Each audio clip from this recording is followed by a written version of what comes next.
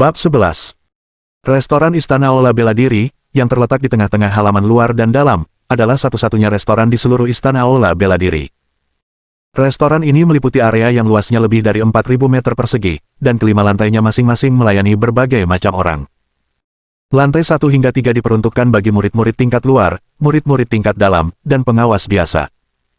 Lantai 4 dan 5 diperuntukkan bagi murid-murid pribadi, pengawas tingkat tinggi, dan penatua. Dari sini, dapat dilihat bahwa status murid-murid pribadi jauh melampaui imajinasi.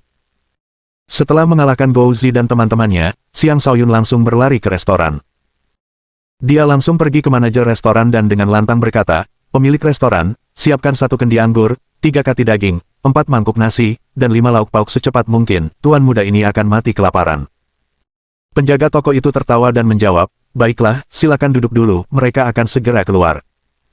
Selanjutnya, Xiang Shaoyun menemukan tempat duduk yang nyaman di dalam restoran yang luas itu dan duduk. Saat itu, tidak banyak orang di restoran karena waktu makan malam belum tiba. Seorang pelayan membawakan hidangan dan anggur dengan relatif cepat. "Pelanggan yang terhormat, silakan menikmati hidangan Anda," kata pelayan dengan sopan sambil meletakkan makanan. Tanpa perlu menanggapi pelayan, Xiang Shaoyun melahap makanan itu seperti singa yang kelaparan. Dia benar-benar seperti hantu kelaparan, melahap makanannya dengan kecepatan sedemikian rupa sehingga membuat takut orang-orang yang memperhatikannya. Dalam sekejap, 4 mangkuk penuh nasi, beberapa lauk pauk, dan 3 kati daging utuh telah masuk ke perut Xiang Shaoyun. Setelah itu, ia meraih kendi anggur dan langsung meneguknya. Perasaan ekstasi yang belum pernah dirasakan sebelumnya memenuhi seluruh tubuhnya, membuatnya merasa sangat nyaman. "Bagus, ini benar-benar kehidupan yang sesungguhnya," kata Xiang Shaoyun tanpa terkendali. Sejak lahir, hari ini adalah pertama kalinya dalam hidupnya ia mengalami kelaparan seperti ini. Bahkan beberapa bulan pelariannya pun tak ada apa-apanya dibandingkan hari ini. Xiang Shaoyun mulai mengingat kembali masa-masa ketika ia mengenakan pakaian mewah dan menyantap makanan lezat, makanan yang layak untuk para dewa, 10 kali lebih baik daripada makanan di sini. Terlepas dari apakah ia suka makan di sana atau tidak, ia selalu memberi hadiah kepada para pelayannya untuk itu. Betapa borosnya dia saat itu. Namun saat ini, Xiang Shaoyun tidak bisa lagi kembali ke masa lalu, tetapi hal ini membuatnya sepenuhnya memahami betapa berharganya makanan bagi seorang kultivator tingkat rendah. Mereka yang bekerja keras untuk mendapatkan makanan memang akan menghargai setiap butir beras. "Mulai sekarang, aku harus menghargai semua yang kumiliki, aku tidak bisa lagi boros," Xiang Shaoyun bersumpah pada dirinya sendiri. Setelah hari ini, ia telah memperoleh pemahaman yang lebih dalam tentang sisi buruk manusia. Pada saat yang sama, ia juga telah mendapatkan banyak hal dari hari ini. Siapa anak ini, dengan kecepatan makannya, aku tidak akan heran jika dia adalah reinkarnasi hantu kelaparan. Seseorang yang duduk di dekatnya tersentak melihat kecepatan anak itu melahap makanannya.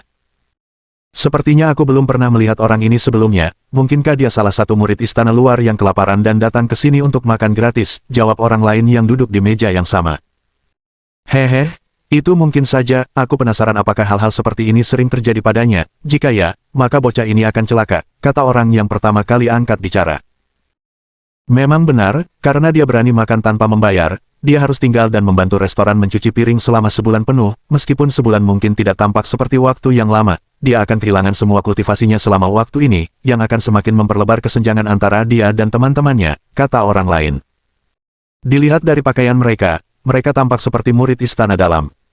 Mereka sama sekali tidak berusaha menyembunyikan ucapan mereka, bahkan ada sedikit nada mengejek dalam suara mereka. Kemarin, meskipun Xiang Shaoyun telah mengguncang seluruh istana balai bela diri, tidak semua orang menyadari siapa dia.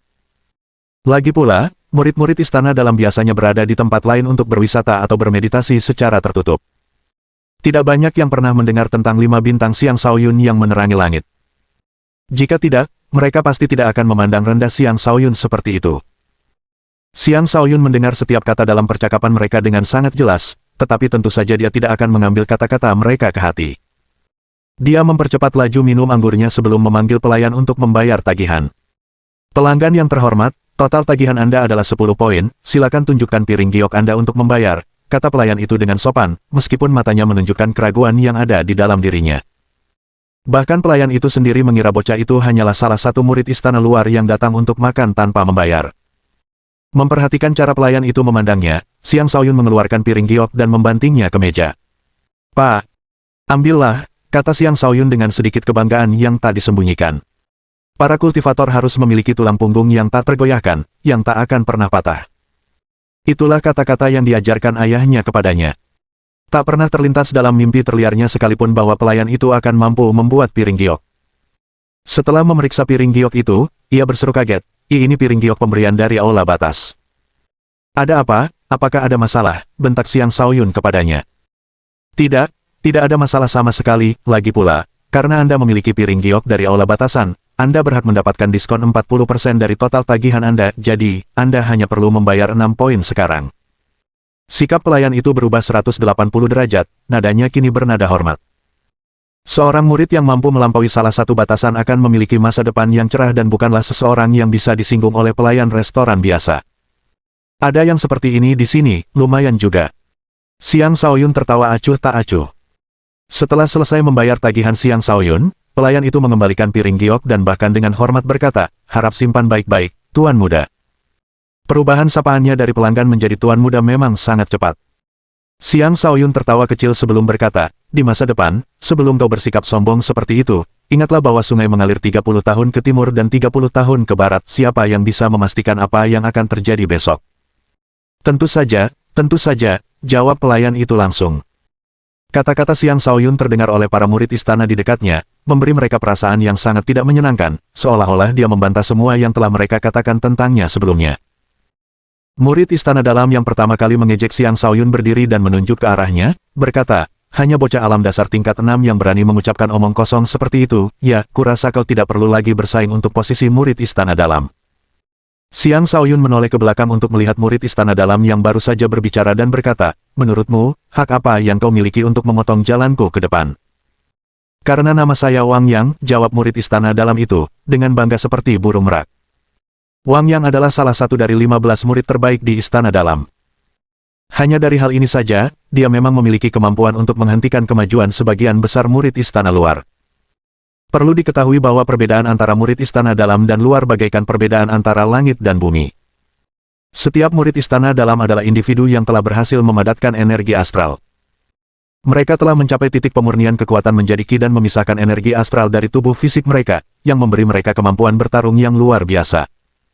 Mengurus murid istana luar hanyalah hal yang mudah bagi murid istana dalam manapun, apalagi yang berada di peringkat 15 teratas.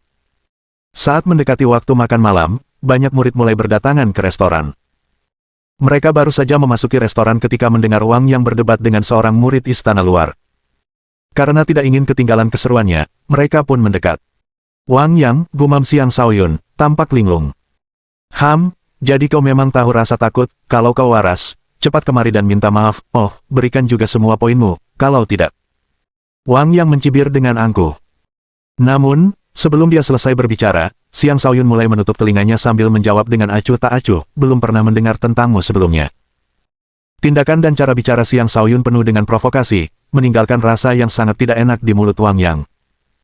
Baginya, sebagai salah satu dari 15 murid terbaik di istana dalam, dipermalukan seperti itu oleh seorang murid istana luar biasa sama saja dengan ditampar langsung di wajah. Bab 12. Bagus. Sangat bagus, kau bilang kau belum pernah mendengar tentangku sebelumnya. Ya, kata Wang Yang sambil tertawa terbahak-bahak. Di matanya, Xiang Shaoyun tidak lebih dari seorang badut yang bertingkah laku aneh. Satu-satunya kekhawatiran adalah dia memiliki kemampuan untuk melampaui batas kemampuannya. Namun, dia hanyalah murid istana luar yang masih jauh dari kedewasaan, tidak lebih dari jangkrik di mata Wang Yang. Orang-orang di dalam restoran juga tertawa terbahak-bahak.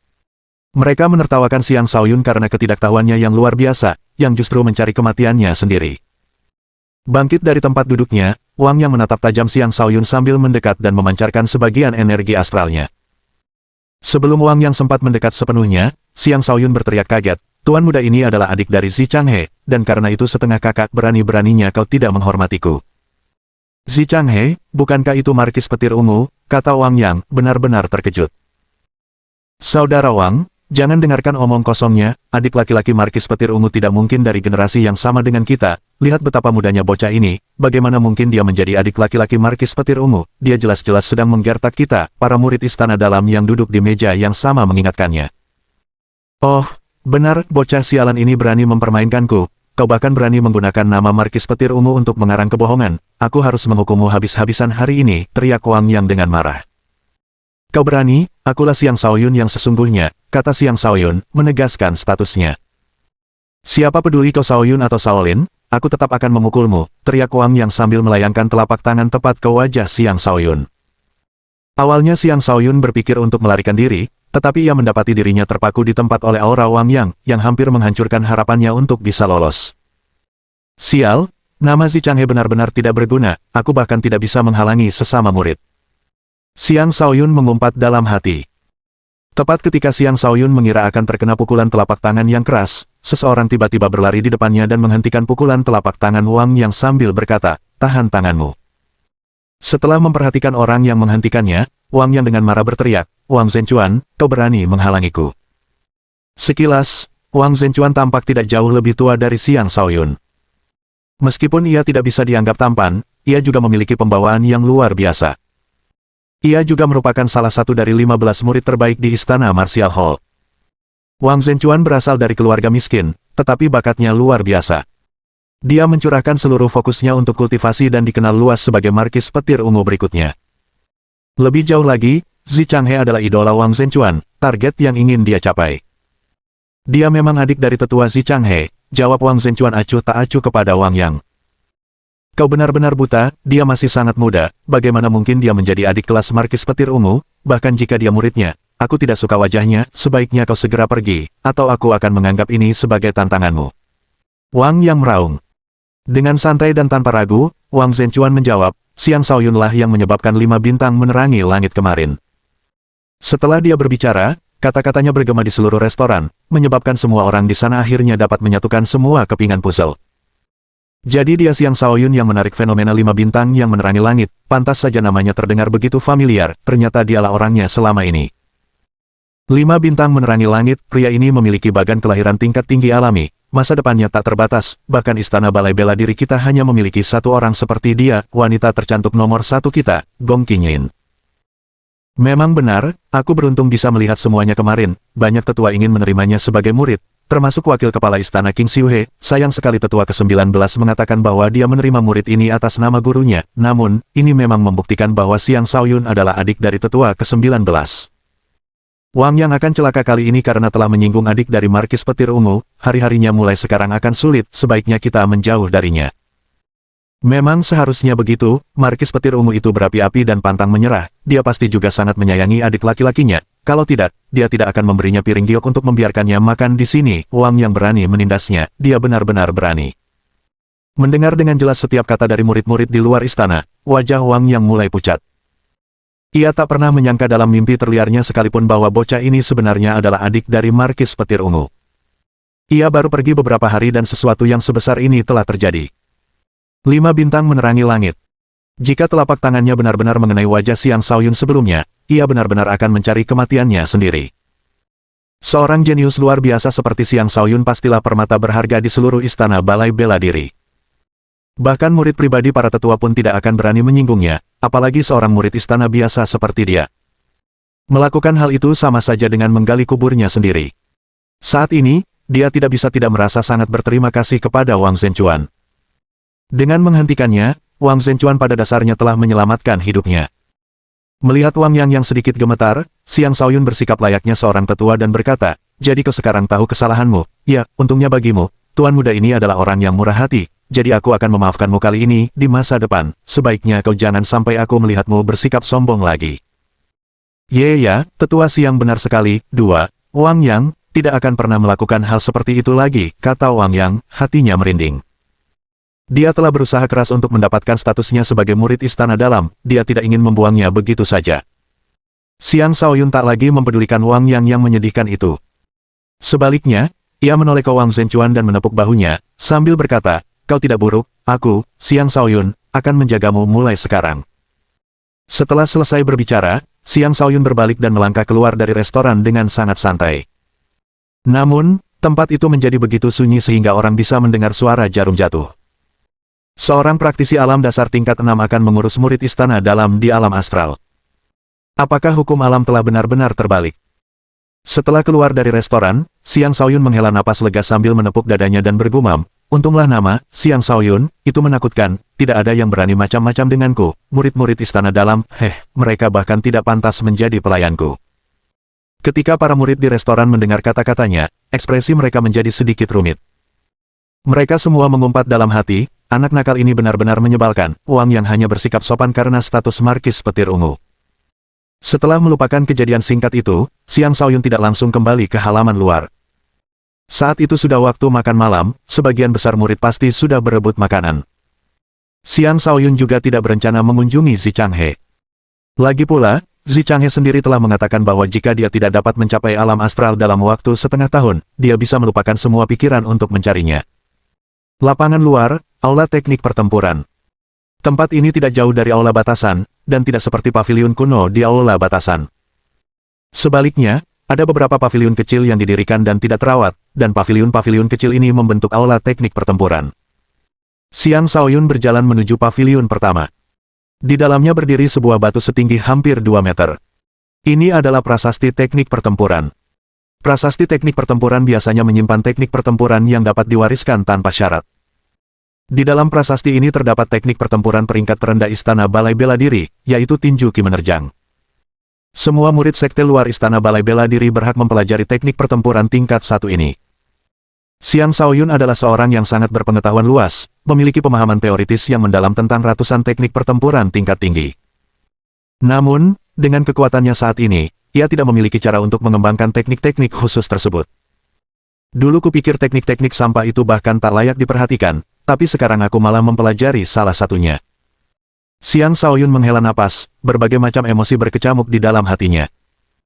Karena ia berada di alam dasar, untuk sementara ia hanya bisa mempelajari teknik pertempuran tingkat 1 dan 2. Teknik pertempuran tingkat rendah seperti itu bahkan tak ada dalam ingatannya. Bab 13.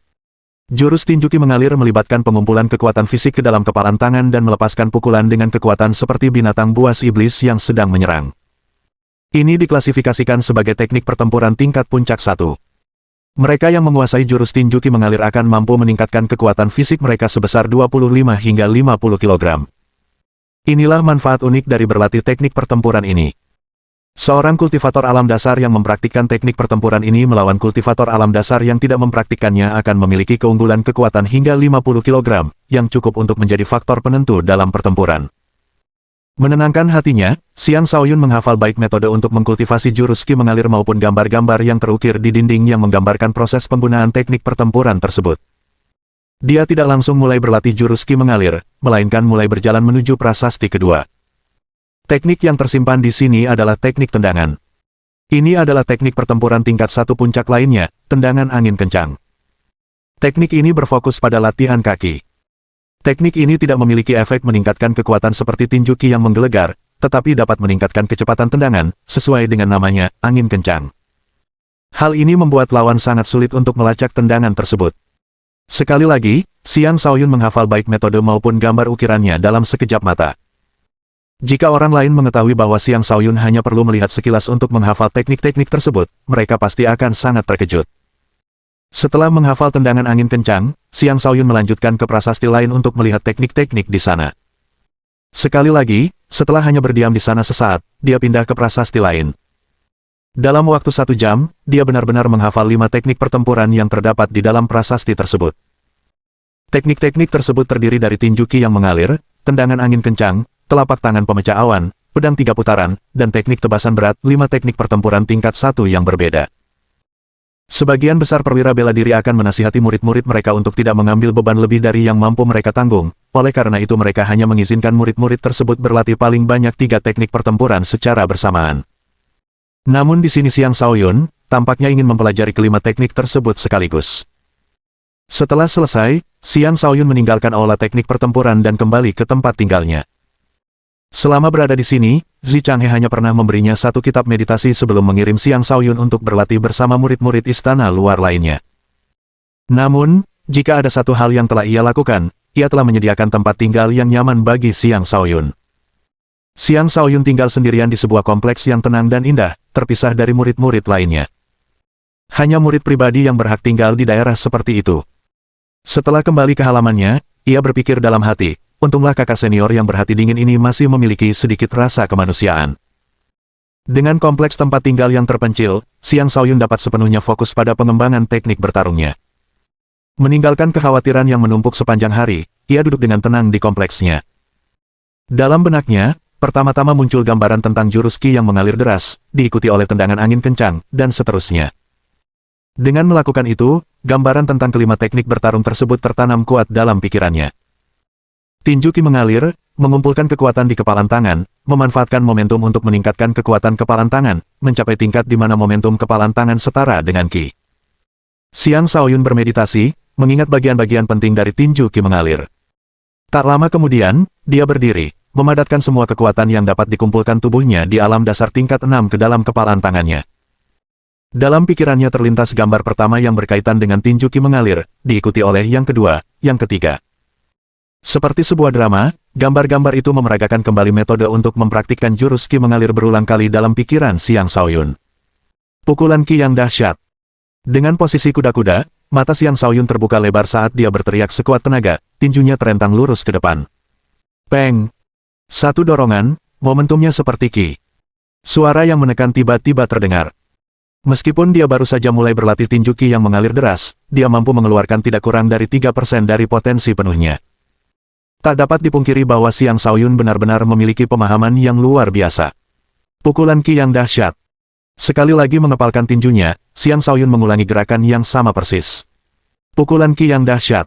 Pukulan Qi yang dahsyat.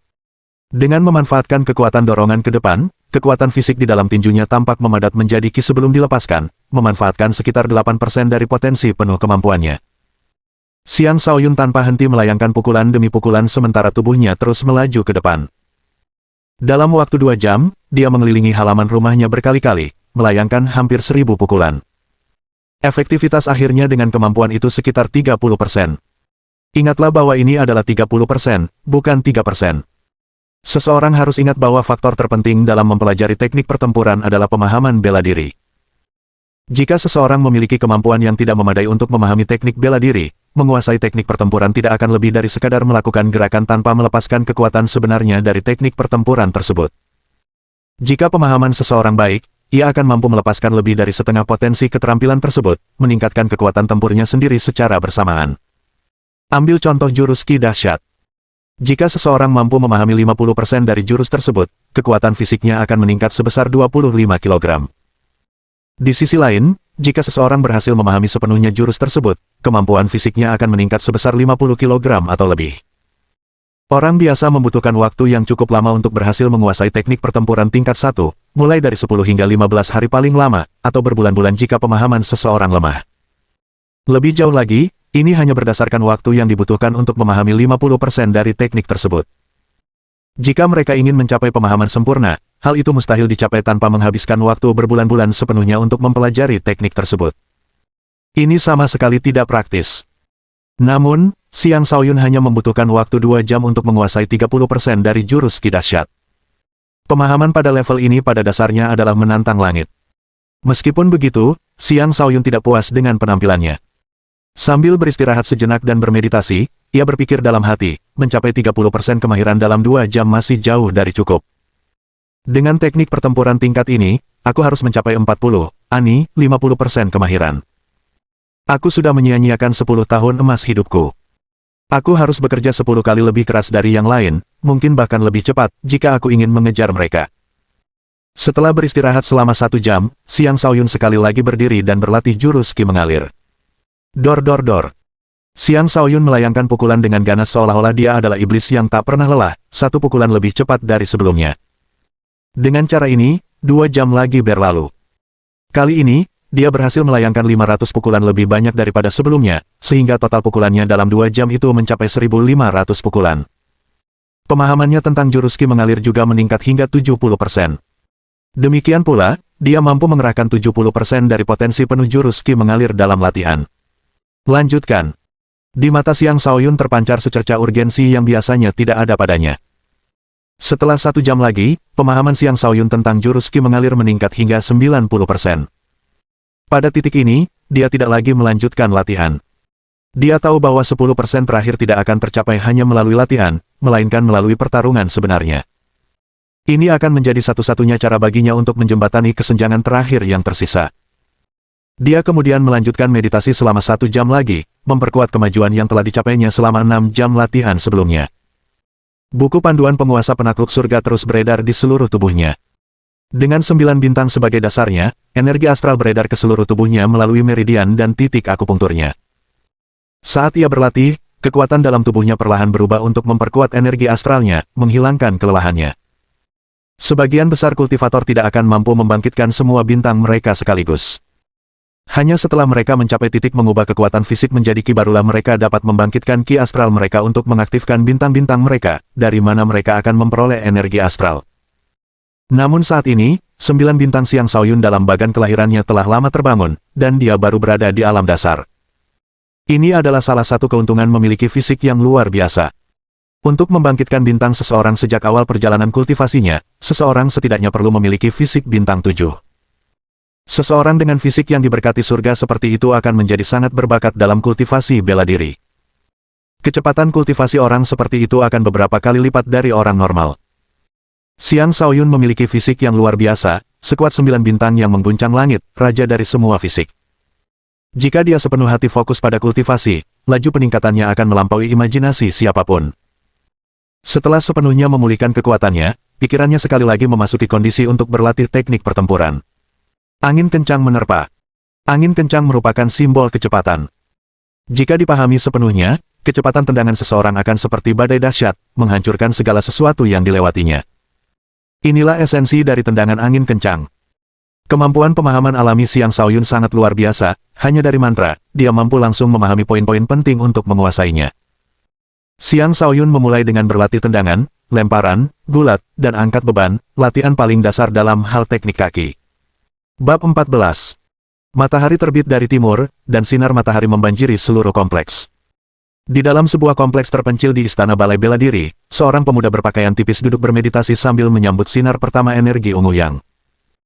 Di sana, orang hanya bisa melihat untaian energi ungu halus yang terus-menerus diserap oleh tubuhnya, memberinya penampilan yang sangat agung dan berwibawa. Hanya secercah ki ungu saja sudah cukup untuk mendorong kultivasi awal pemuda ini di puncak alam dasar tahap ke-6 hingga sempurna, membuatnya tampak seolah-olah dia akan menembus ke tahap ke-7. Namun, di bawah kendali 9 bintang kelahiran pemuda ini, energi ini tidak terus melonjak, sehingga ia untuk sementara berada di tahap ke-6. Siapa lagi pemuda ini, yang mampu menyerap energi yang ungu di alam dasar, jika bukan Xiang Shaoyun? Serpihan energi ungu ini hanya akan bertahan sesaat, hanya pada awal matahari terbit seseorang dapat menyerapnya. Setelah Xiang Shaoyun selesai menyerap berbagai untaian energi ungu, dia meregangkan tubuh dan berdiri. Dia tidak merasa lelah meskipun telah melewatkan tidur semalaman, sebaliknya, dia merasa sangat berenergi.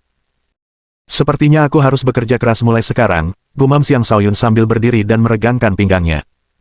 Setelah membersihkan diri sebentar, Xiang Shaoyun menuju ke lapangan luar. Lapangan luar tersebut digunakan untuk melatih kekuatan fisik. Seseorang harus datang tepat waktu setiap hari dan menyelesaikan sejumlah latihan yang telah ditentukan. Jika Xiang Shaoyun ingin menjadi lebih kuat, melatih kekuatan fisiknya dan membangun fondasi yang kokoh sangatlah penting. Pada saat Xiang Shaoyun mencapai istana luar, sudah banyak murid istana luar yang berada di sana.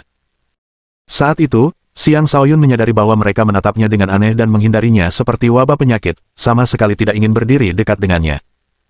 Dalam hatinya, Xiang Shaoyun tahu apa yang telah terjadi tetapi tampaknya tidak mempermasalahkannya. Bos, oh bos, kenapa kau belum juga mencari tetua sih, kau akan segera menghadapi masalah besar. Sebuah suara terdengar dari belakang Xiang Shaoyun. Xiang Shaoyun menoleh dan mendapati bahwa itu memang Xia Liuhui, orang yang pernah berinteraksi dengannya sebelumnya. Apa yang begitu mendesak sehingga aku perlu menemui kakak senior, tanya Xiang Shaoyun. Kau tidak hanya menghina Wu Mingliang, kau juga memukuli anak buahnya, apakah itu belum cukup bagimu? Xia Liuhui menjawab dengan kesal. Kau membesar-besarkan masalah kecil, apa yang perlu ditakutkan? Tanya Xiang Shaoyun dengan santai. Wu Mingliang hanyalah batu loncatan pertama dalam hidupnya, sama sekali tidak pantas menjadi saingannya. Pada saat itu, tawa terbahak-bahak mulai terdengar dari dekat, dan sebuah suara terdengar berkata, haha, kata-kata besar sekali yang kau ucapkan, sepertinya reputasiku sebagai salah satu dari 10 besar di halaman luar tidak bisa dibandingkan dengan si jenius ini yang bahkan tidak bisa makan kemarin. Ketika Xiang Shaoyun dan Xia Liuhui menoleh untuk melihat pembicara, mereka melihat Wu Mingliang berjalan ke arah mereka, ditemani oleh beberapa orang lainnya. Sialan, Wu Mingliang benar-benar melihatku bersamamu, aku celaka kali ini, kata Xia Liuhui sambil perlahan mundur. Apa yang kau takutkan, tuan muda ini akan menjagamu mulai sekarang, jawab Xiang Shaoyun dengan percaya diri. Sebaiknya kau urus dirimu sendiri dulu, jawab Xia Liuhui, tanpa sedikit pun rasa loyalitas, sebelum menghilang. Xiang Shaoyun, kau berani sekali, kau berani-beraninya memukuli Gouzi dan yang lainnya, aku harus membalas dendam padamu, teriak Wu Mingliang dengan arogan di depan wajah Xiang Shaoyun. Jika kau mampu melakukannya, ayo lawan aku, tuan muda ini tidak takut padamu, jawab Xiang Shaoyun dengan penuh percaya diri. Dia bukan lagi orang sembarangan seperti kemarin. Dia telah memanfaatkan potensi tak terbatasnya dan dilengkapi dengan teknik bertarung. Bahkan jika itu adalah seseorang dengan tingkat kultivasi yang lebih tinggi darinya seperti Wu Mingliang, Xiang Shaoyun tidak akan mundur dari pertarungan. Siapa yang takut kalah? Dia jelas tidak akan menyerah. Kau memang punya kemampuan, namun, kau telah melanggar peraturan Istana Balai Bela Diri kami, jadi kau harus dihukum sesuai dengan peraturan tersebut. Wu Mingliang tertawa dingin. Pada saat itu, perwira bela diri yang bertugas mengawasi murid-murid di halaman luar lewat. Siapa Xiang Shaoyun? Teriak perwira bela diri itu. Tak ingin terlambat, Xiang Shaoyun segera menjawab dengan lantang, Xiang Shaoyun sudah datang. Apakah kau tahu kesalahanmu? Tanya perwira militer itu lagi. Tidak, jawab Xiang Shaoyun langsung. Sambil mendecakkan lidah dengan dingin, perwira militer itu berkata, sepertinya kau orang yang bodoh. Apakah kau dengan kejam memukuli sekelompok orang tanpa alasan yang jelas? Petugas Ling Chen, ini benar sekali, Gouzi dan yang lainnya masih terbaring tak sadarkan diri, siapa yang tahu kapan mereka bisa berkultivasi lagi, jawab Wu Mingliang dengan tepat. Xiang Shaoyun, apalagi yang ingin kau katakan, tanya petugas Ling Chen dengan marah. Merekalah yang meminta saya untuk memukul mereka, bukankah seharusnya saya memenuhi keinginan kecil mereka ini, tanya Xiang Shaoyun dengan nada datar. Sepertinya kau sama sekali tidak menyesal, kau telah melanggar peraturan Istana Aula Bela Diri dan sekarang akan dihukum. Pergilah ke aula batas dan tinggallah di ruangan pertama selama 1 jam, ini adalah hukumanmu karena tidak menyesal, teriak Ling Chen. Mengerti. Mata Xiang Shaoyun berbinar sesaat, dia tidak pernah menyangka bahwa ini akan menjadi hukumannya. Pada saat ini, dia memperhatikan petugas Ling Chen mengedipkan mata padanya secara halus, sangat berbeda dengan sikap tegasnya sebelumnya. Dia sengaja berpihak pada Xiang Shaoyun. Perwira Ling Chen ini adalah perwira yang sama yang membawa Xiang Shaoyun ke aula batasan sehari sebelumnya. Dia sangat menyadari bagaimana Xiang Shaoyun keluar tanpa luka sedikit pun setelah berada di sana selama 1 jam penuh. Jika ini bukan sengaja berpihak pada Xiang Shaoyun, lalu apa? Namun, ketika hukuman ini sampai ke telinga murid-murid istana luar lainnya, wajah mereka mulai pucat. Ruangan pertama memiliki gaya gravitasi 500 kg.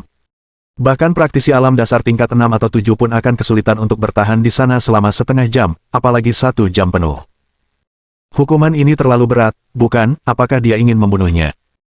Bukankah itu sudah jelas, bahkan jika seseorang di tahap ke-7 masuk, paling lama mereka bisa bertahan hanya 1 jam, sepengetahuan saya. Satu-satunya yang mampu bertahan di sana selama 1 jam penuh di alam dasar adalah kakak senior Gong Qingyin, namun, saat itu dia berada di alam dasar tahap ke-7, sedangkan Xiang Shaoyun baru berada di tahap ke-3, kuharap dia tidak mati begitu dia melangkah masuk.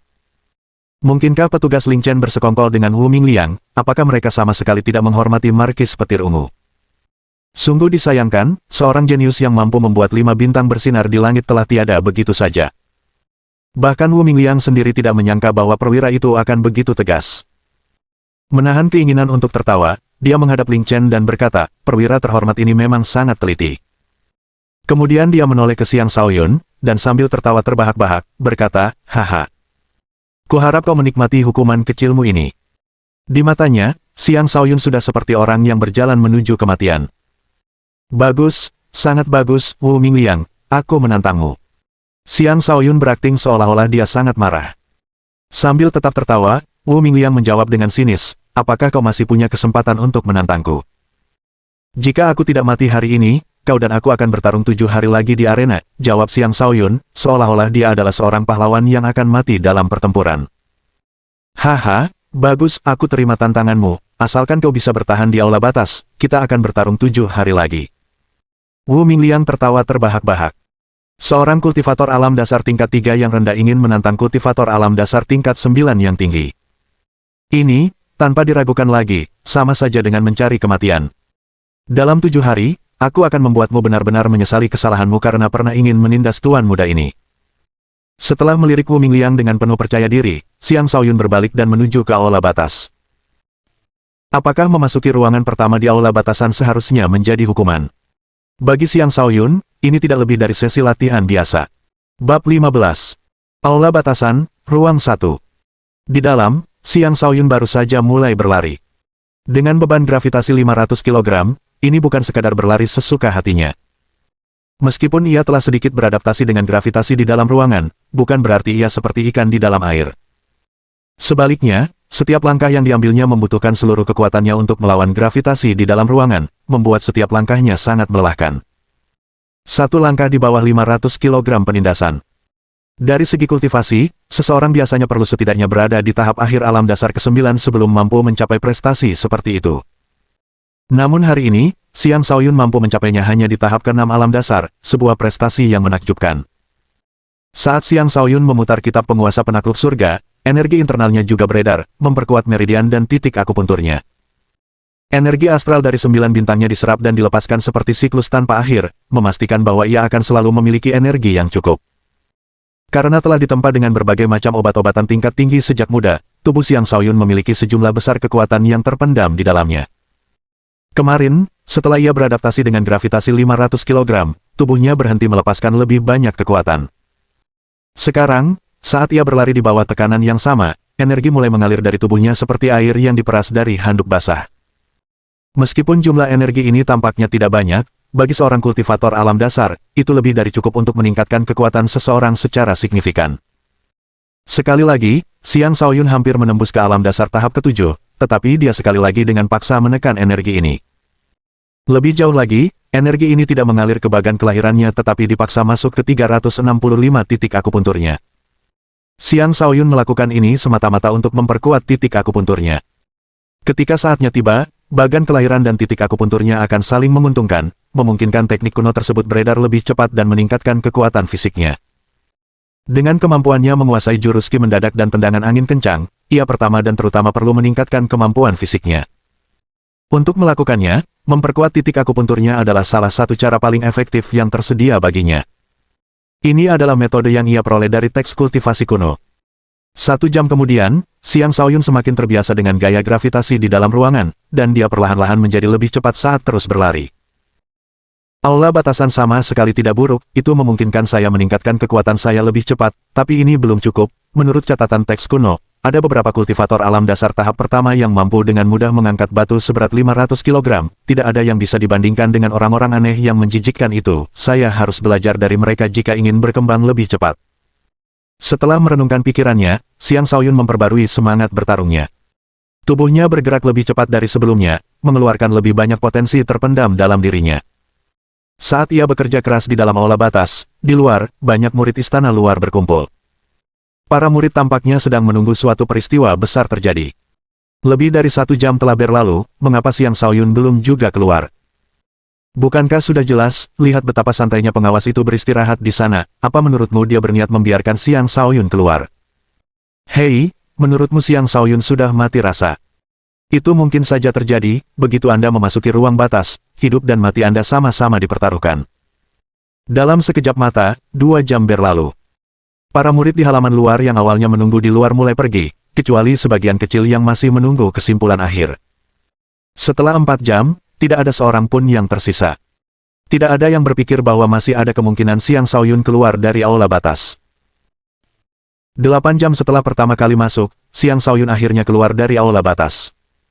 Bocah, kau luar biasa, sepertinya kau akan segera bisa menantang ruangan kedua. Pengawas tua itu tak kuasa menahan diri untuk memuji Xiang Shaoyun. Baiklah, mulai sekarang, aula batas akan menjadi tempat latihan utama Xiang Shaoyun, jawab Xiang Shaoyun penuh percaya diri. Dia telah menuai banyak keuntungan dari 8 jam di aula batas. Bocah, jangan terlalu sombong, aula batasan itu tidak mudah untuk ditaklukkan, jawab diaken tua itu. Hanya karena hal itu tidak mudah bagi orang lain bukan berarti hal itu akan menjadi tantangan bagi tuan muda ini, jawab Xiang Shaoyun, masih penuh percaya diri. Setelah terdiam sejenak, dia bertanya lagi, Dewa Agung, cepat berikan poin saya masih ada urusan yang harus diselesaikan. Sambil tertawa, pengawas tua itu menjelaskan, hehe, saya khawatir Anda tidak akan bisa mendapatkan poin kali ini, Anda hanya bisa mendapatkan poin sekali untuk setiap ruangan yang berhasil Anda selesaikan. Anda menyelesaikan ruangan pertama dengan mudah kemarin, jadi saya sudah memberi Anda 2 kali lipat jumlah poin normal. Jika Anda ingin mendapatkan lebih banyak poin, Anda harus berhasil menaklukkan ruangan kedua. Cek, betapa piciknya, tunggu saja, tuan muda ini akan menantang ruangan kedua dalam beberapa hari lagi, jawab Xiang Shaoyun dengan nada sangat tidak puas. Setelah selesai, dia dengan cepat berlari ke halaman luar. Saat itu, kecepatannya telah meningkat beberapa kali lipat. Bahkan kultivator tingkat 7 dan 8 pun akan kesulitan mengimbanginya.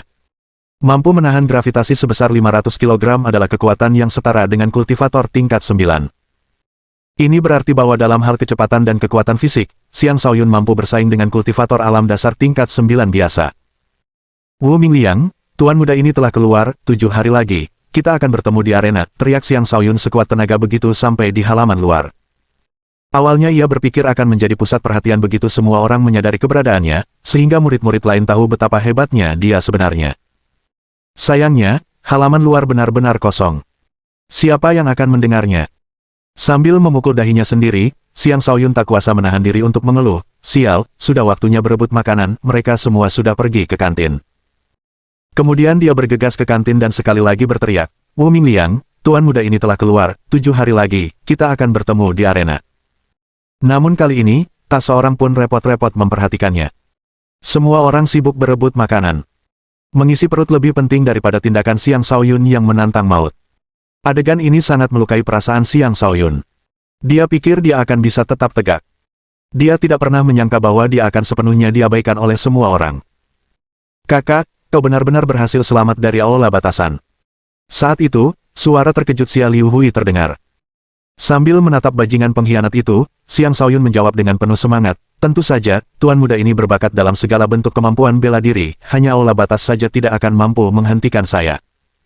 Luar biasa, luar biasa.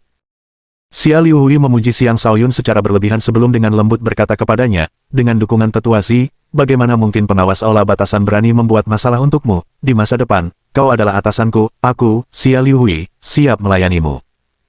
Wajah Xiang Shaoyun menjadi gelap. Dia benar-benar membenci bajingan tidak setia ini yang memilih untuk tidak mempercayai kata-katanya. Mengubah topik pembicaraan, Xiang Shaoyun bertanya, di mana Wu Mingliang? Kenapa kau mencarinya? Kau pasti tidak serius ingin menantangnya, kan? Xia Liuhui berbisik pelan sambil melihat ke sekeliling. Tentu saja aku serius, apa kau pikir aku akan repot-repot bercanda dengannya, jawab Xiang Shaoyun seketika.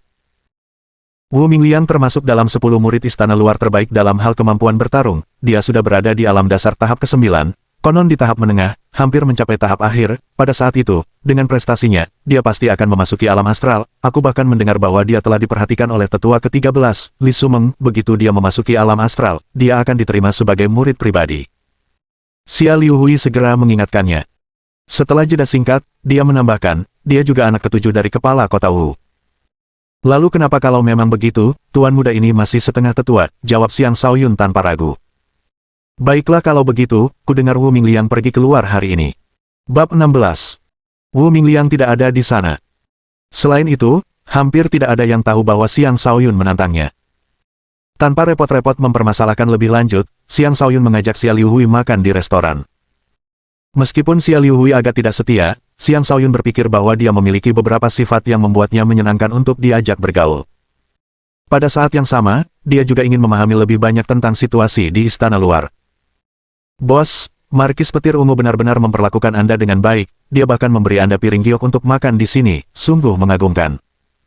Xia Liuhui berbicara dengan antusias. Ini adalah pertama kalinya dia menginjakkan kaki di restoran itu, dan dia merasa telah benar-benar memilih untuk mengikuti orang yang tepat. Mulai sekarang, dengan bos seperti itu sebagai pendukungnya, dia tidak perlu takut.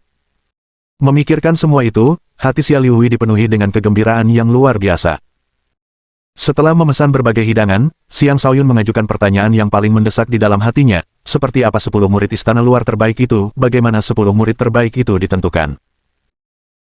Bos, mungkin Anda belum mengetahui beberapa hal karena Anda baru tiba di istana balai bela diri beberapa hari yang lalu, izinkan saya memberi Anda gambaran singkat, jawab Xia Liuhui sebelum melanjutkan, kami semua murid istana luar menjalani tes bakat sebelum diizinkan masuk ke istana balai bela diri sebagai murid. Mereka yang lulus tes kemudian akan berpartisipasi dalam kompetisi bela diri satu sama lain. Ini juga cara untuk menentukan 10 besar. Wu Mingliang berada di peringkat keempat, di belakang kakak sulung Leng Han, kakak kedua Mo Buhui, dan kakak ketiga Mei Lianhua. Omong-omong, kakak senior Lu Xiaoxing berada di peringkat ke-6. Selain itu, dia juga salah satu dari 10 wanita tercantik di istana luar. Banyak murid yang mencoba mendekatinya. Setelah mendengar penjelasan Xia Liuhui yang cermat tentang halaman luar, Xiang Shaoyun memperoleh pemahaman umum tentang situasinya. Hanya 10 murid halaman luar teratas yang berhak memegang piring giok. Jika orang lain ingin mendapatkan piring giok, mereka harus masuk dalam 10 besar. Dengan piring giok, mereka dapat memperoleh poin. Hanya dengan poin tersebut mereka dapat makan kapanpun mereka mau di restoran. Selain itu, Xiang Shaoyun kini lebih memahami kegunaan lempengan giok tersebut. Poin juga dapat ditukarkan dengan senjata di aula senjata serta ramuan di aula obat. Pada dasarnya, selama seseorang memiliki cukup poin, ia dapat memperoleh hampir semua yang dibutuhkan di dalam istana aula bela diri dengan lempengan giok tersebut. Selain itu, sebagai bagian dari 10 murid istana luar terbaik, mereka akan memiliki kebebasan untuk keluar dari istana balai bela diri. Ini adalah hal yang paling dinantikan oleh sebagian besar murid istana luar. Mereka semua adalah pemuda-pemuda gelisah yang pola pikirnya belum matang. Tidak seorang pun ingin terus-menerus terjebak dalam kultivasi. Betapa bahagianya jika mereka dapat dengan bebas masuk dan keluar dari istana balai bela diri sesuka hati. Bagaimana caranya seseorang bisa menjadi salah satu dari 10 murid istana luar terbaik? Tanya Xiang Shaoyun kepada Xia Liuhui. Sederhana saja, jika kau menantang dan berhasil mengalahkan salah satu dari 10 murid teratas, kau akan mengambil alih peringkat mereka sebelumnya, jawab Xia Liuhui. Hehe, lumayan, posisi 10 besar itu akan segera menjadi milikku. Xiang Shaoyun tertawa percaya diri. Bos, apakah Anda tidak mengerti meskipun saya sudah mengulanginya berkali-kali, ke-10 murid terbaik di luar istana berada di alam dasar tahap ke-9, Anda baru di tahap ketiga, bahkan jika Anda seorang jenius surgawi, Anda tetap tidak akan mampu mengalahkan mereka semua. Bos, kita harus realistis dalam melakukan sesuatu, Xia Liuhui memperingatkan Xiang Shaoyun dengan serius. Tidak apa-apa, aku tahu apa yang harus kulakukan. Kau tinggal tunggu saja untuk menjadi asisten yang hebat dari salah satu dari 10 murid terbaik di istana luar. Xiang Shaoyun tidak perlu menjelaskan dirinya kepada Xia Liuhui. Saat ini, dia bukan hanya berada di tahap ketiga, melainkan di puncak tahap ke-6, dengan kemampuan untuk menembus ke tahap ke-7 kapan saja. Yang terpenting, kemampuan bertarungnya setara dengan kultivator alam dasar tahap ke-9. Di luar istana balai bela diri, di sebuah rumah mewah tempat kepala kota Wu tinggal. Salam, ayah. Seorang pemuda membungkuk dan memberi salam kepada seorang pria parubaya. Jika Xiang Shaoyun ada di sekitar, dia pasti akan menyadari bahwa pemuda itu adalah Wu Mingliang. Dengan demikian, pria parubaya itu adalah ayahnya, Wu Hongqi. Wu Hongqi tampak tidak lebih tua dari 40 tahun dan saat ini berada di puncak kehidupannya. Dia bukan hanya seorang ahli alam transformasi, tetapi juga kepala kota Wu, memegang posisi tertinggi di seluruh kota Wu. Bangkitlah. Melihat putra kesayangannya, Wu Hongqi tak kuasa menahan senyum lembut. Ia memiliki 7 putra dengan bakat yang berbeda-beda. Putra ketujuhnya adalah yang paling ia harapkan. Namun, putra ini masih sedikit nakal. Meskipun begitu, ini bukanlah masalah besar, karena sifat itu akan hilang seiring bertambahnya usia. Ayah, mengapa ayah memanggilku kembali ke sini? Tanya Wu Mingliang. Begini, 2 hari yang lalu, saya melihat cahaya terang terpancar dari istana balai bela diri Anda. Cahaya yang mirip dengan fenomena 5 bintang yang menerangi langit. Apakah Anda tahu siapa yang memicunya? Tanya Wu Hongqi. Jadi ayah juga memperhatikan itu, jawab Wu Mingliang. Dengan ekspresi puas, dia kemudian berkata, dia murid baru yang baru saja bergabung dengan istana balai bela diri, baru berada di alam dasar tahap ketiga, aku bahkan telah menindasnya habis-habisan kemarin, dia hanyalah sampah. Alam dasar tahap 3, bagus, sangat bagus. Wu Hongqi tertawa terbahak-bahak sebelum berkata, Nak, apakah kau punya cara untuk memancingnya keluar dari istana balai bela diri? Wu Mingliang menduga, apakah ayah ingin menjadikannya pelayan di rumah kita? Luar biasa, dia akan tahu apa yang bisa kulakukan ketika dia menjadi pelayan kita. Wu Hongqi hanya menjawab, kau tak perlu khawatir tentang apa yang akan kulakukan dengannya, asalkan kau berhasil memancingnya keluar dari istana balai bela diri atau membuatnya pergi atas kemauannya sendiri. Segera beritahu aku, masalah ini diperintahkan oleh kakekmu, kegagalan tidak akan ditoleransi, apakah kau mengerti? Kakek, dia benar-benar menarik perhatian kakek, kalau begitu aku akan kembali untuk membuat beberapa pengaturan, kuharap dia belum meninggal, kata Wu Mingliang dengan nada serius. Apa, dia akan mati? Tanya Wu Hongqi, sangat terkejut. Wu Mingliang memberikan ringkasan singkat tentang apa yang terjadi antara dirinya dan Xiang Shaoyun sebelum melanjutkan dengan berkata, dengan kekuatannya yang terbatas, mencoba bertahan di ruangan pertama aula batas bahkan selama setengah jam saja sudah sulit, apalagi 1 jam penuh, aku khawatir dia benar-benar mungkin telah meninggal. Dia tidak akan mati, bagaimana mungkin Istana Balai Bela Diri tega membiarkan seorang jenius sekaliber dia binasa seperti itu, kata Wu Hongqi dengan yakin setelah selesai mendengarkan. Sambil melambaikan tangannya, dia kemudian berkata, sebaiknya kau segera kembali, jika kau tidak mampu melakukannya sendiri, tunggu kedua kakakmu kembali dari ekspedisi mereka dan mintalah bantuan mereka. Ayah bisa tenang, putramu tidak akan mengecewakanmu, jawab Wu Mingliang dengan penuh keyakinan. 3 hari berlalu begitu cepat. Dalam 3 hari yang singkat itu, berita tentang pertandingan mendatang antara Xiang Shaoyun dan Wu Mingliang di arena telah menyebar dengan cepat di seluruh Istana Balai Bela Diri.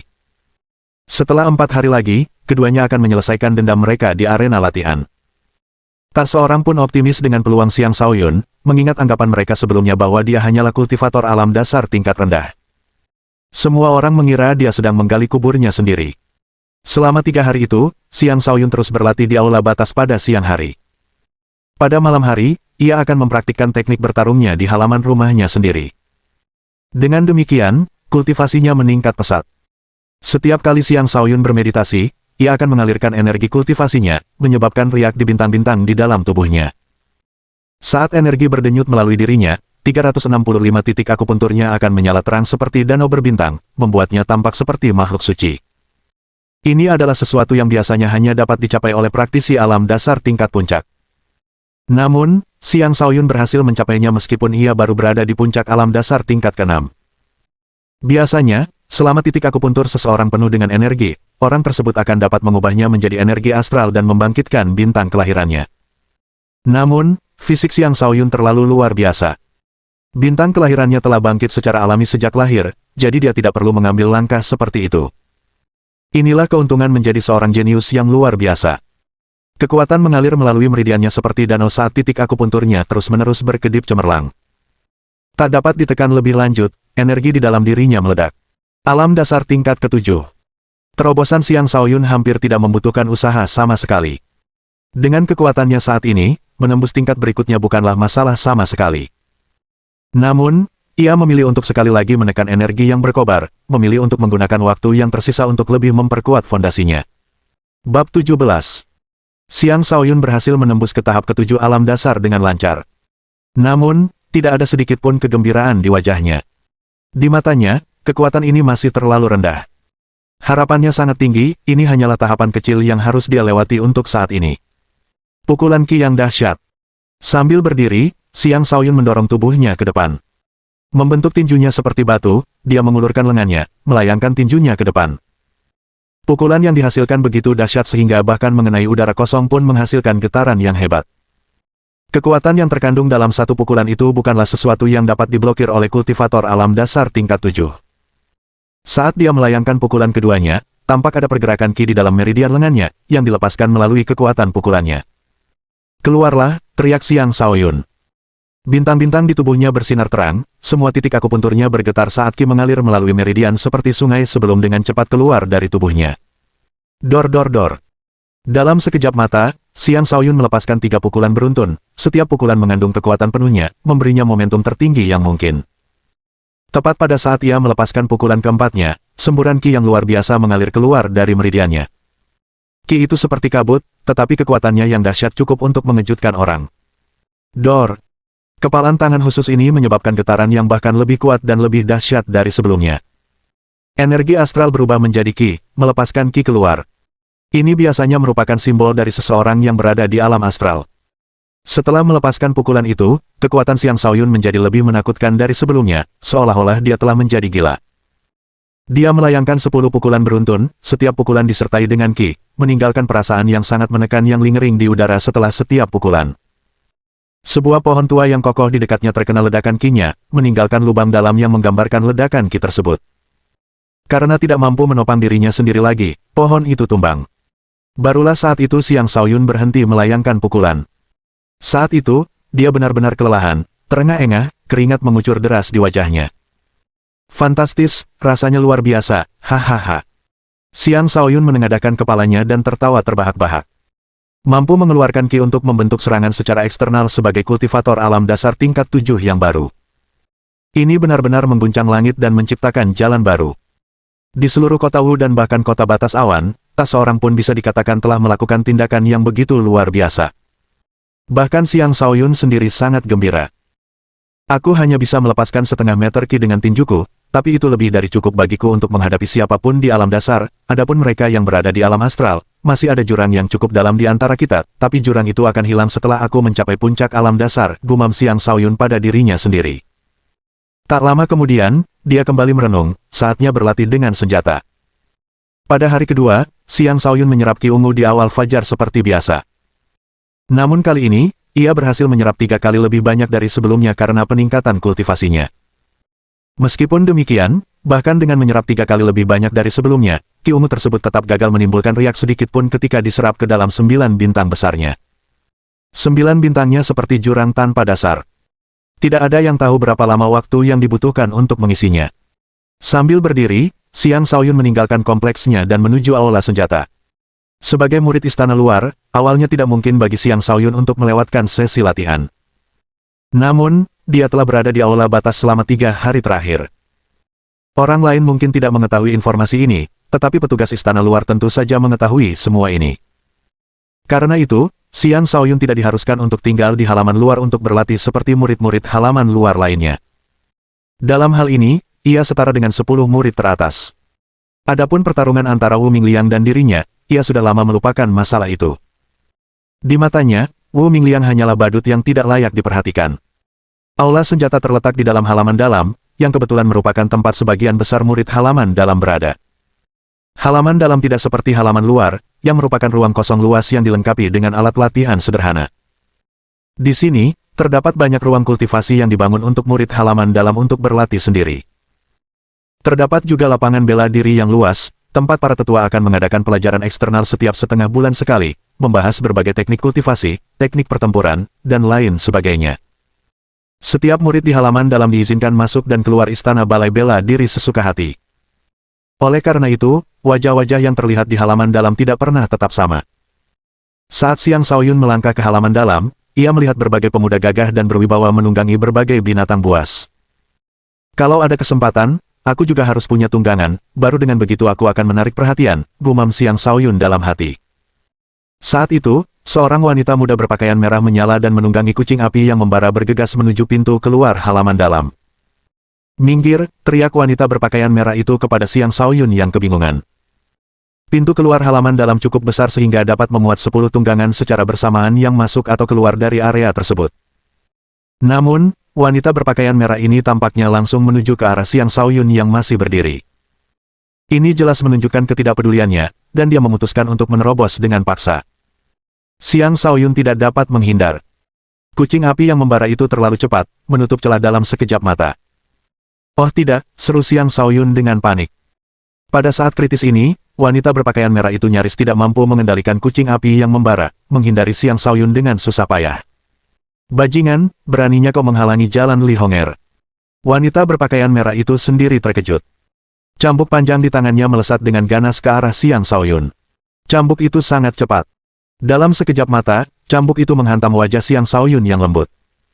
Sebuah luka merah muncul, dengan tetesan darah segar menetes darinya. Ini sakit. Rasa sakit yang membakar langsung menyebar ke seluruh tubuh Xiang Shaoyun. Tidak hanya itu, dia merasakan penghinaan yang belum pernah dia rasakan sebelumnya. Wajah tampannya telah hancur. "Ini untuk memberimu pelajaran, anjing yang baik tidak menghalangi jalan." Wanita bernama Li Hong'er meludah dingin sebelum dengan cepat menunggangi kucing api yang membara keluar dari halaman dalam. "Bajingan, berhenti di situ." Xiang Shaoyun tersadar dan berteriak dengan penuh amarah kepada Li Hong'er yang berada jauh di sana. Wanita itu bisa saja memukulnya di tempat lain, tetapi malah memilih untuk memukul wajahnya yang tampan dan licik. Itu tabu. Sayangnya, saat itu wanita itu sudah lama pergi. Bagaimana mungkin dia bisa mengejar makhluk iblis tingkat menengah dengan kecepatannya? "Aku akan mengingat cambuk ini," teriak Xiang Shaoyun ke arah wanita berpakaian merah itu. "Adik junior, kau tampaknya sangat asing dengan tempat ini, apa kau tidak tahu siapa kakak senior Li Hong'er? Kau bahkan berani menyimpan dendam padanya?" tanya seorang murid istana dalam yang lewat, benar-benar terkejut. Sambil menggelengkan kepala, Xiang Shaoyun berkata, "Anak muda ini adalah murid baru di sini, jadi saya tidak mengenal perempuan jahat seperti itu, saya meminta pencerahan dari kakak senior." "Dia adalah putri dari tetua ke-13, Li Sumeng, jika kau berani menentangnya, tetua ke-13 mungkin akan mengusirmu dari istana balai bela diri," kata murid istana dalam dengan ramah kepada Xiang Shaoyun sebelum buru-buru pergi. "Jadi dia putri dari tetua ke-13. Pantas saja dia begitu sombong, pikir Xiang Shaoyun dalam hati. Dengan mata yang berkilat penuh niat membunuh, dia berkata, bahkan jika putri kepala istana yang memukul wajahku, dia tetap akan mati. Xiang Shaoyun, yang awalnya berencana mengunjungi aula senjata, langsung menuju aula obat untuk mencari obat herbal guna menyembuhkan dirinya sendiri, agar tidak meninggalkan bekas luka di wajahnya. Aula obat tidak jauh dari aula senjata. Saat ia mendekat, aroma herbal tercium.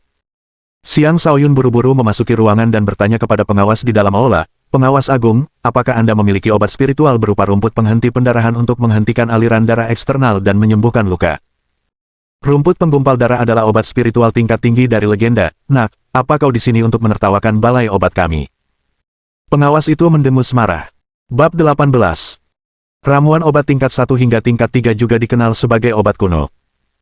Usia ramuan ini setidaknya 100 hingga 300 tahun. Jika ramuan yang digunakan berusia 400 hingga 600 tahun, obat yang dihasilkan akan dikenal sebagai obat roh. Jika lebih tua dari 600 tahun, hasilnya akan dikenal sebagai obat raja. Rumput penggumpal darah adalah ramuan spiritual tingkat 6, yang juga berarti bahwa ia perlu tumbuh setidaknya selama 600 tahun sebelum mencapai kematangan. Sebagai ramuan spiritual tingkat tinggi yang digunakan untuk menyembuhkan luka, ia sangat langka. Orang biasa jarang menemukan ramuan seperti itu, yang tumbuh di hutan luas dan berbahaya tempat banyak binatang buas tingkat tinggi berkeliaran. Istana Aula Bela Diri hanyalah tempat kultivasi di sebuah kota kecil. Sekalipun mereka memiliki beberapa ahli alam transformasi, mendapatkan rumput penggumpal darah tingkat tinggi bukanlah hal yang mudah. "Pengawas, bagaimana mungkin aku berada di sini untuk mengolok-olok aula Anda? Anda sendiri bisa melihat apa yang terjadi pada wajahku. Jika Anda tidak memiliki rumput penghenti pendarahan, berikan aku ramuan spiritual terbaik Anda untuk menyembuhkan luka. Aku membutuhkannya sekarang." Xiang Shaoyun tercengang. Baru saat itulah dia menyadari bahwa untuk tempat sekecil istana Aula Bela Diri, mendapatkan ramuan spiritual tingkat tinggi bukanlah tugas yang mudah.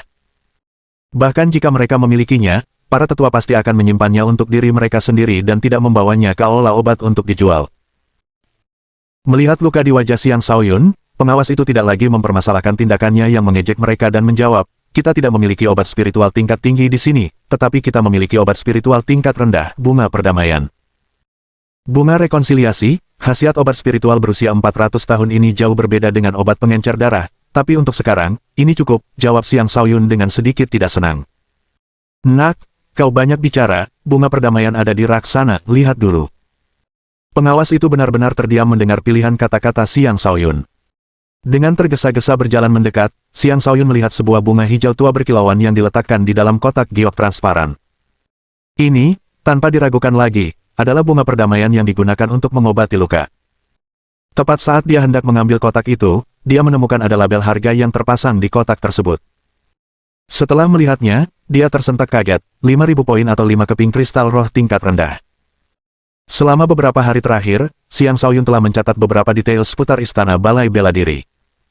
Salah satu hal yang dia perhatikan adalah bahwa 1 poin di istana Balai Bela Diri kira-kira setara dengan 1 koin emas. Ini berarti bahwa 5.000 poin kira-kira setara dengan 5.000 koin emas. Dan 1 kristal roh tingkat rendah harganya sekitar 1.000 emas, jadi menggunakan 5 kristal tingkat rendah sebagai pengganti 5.000 poin adalah hal yang masuk akal. Namun, jumlah mata uang sebanyak itu sulit untuk dibawa pulang oleh banyak rumah tangga. Sejujurnya, dia tidak pernah membayangkan bahwa obat roh tingkat rendah akan semahal ini. Yang lebih mengejutkannya adalah kesadaran bahwa dia pernah menggunakan obat roh tingkat rendah seperti ini sebagai makanan untuk binatang buas iblis.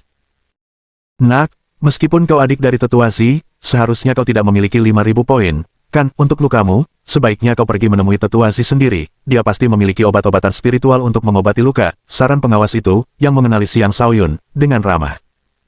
Sambil melambaikan tangannya, Xiang Shaoyun tidak menjawab pengawas tetapi terus dengan cepat menelusuri berbagai ramuan di aula.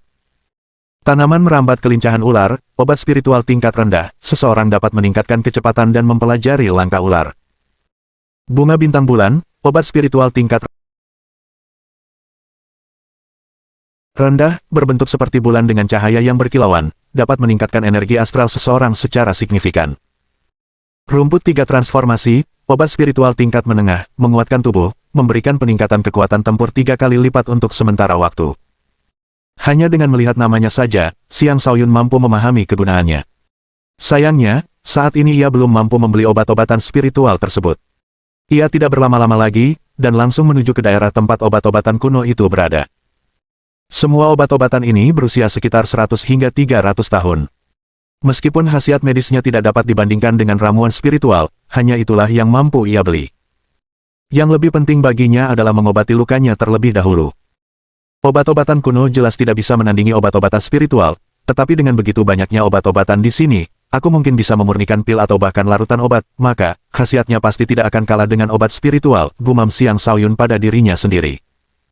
Dengan cepat, ia memilih 3 obat kuno yang berbeda, tanaman merambat penghenti pendarahan berusia 100 tahun, rumput penyembuh kulit berusia 200 tahun, dan bunga anti karat berusia 300 tahun.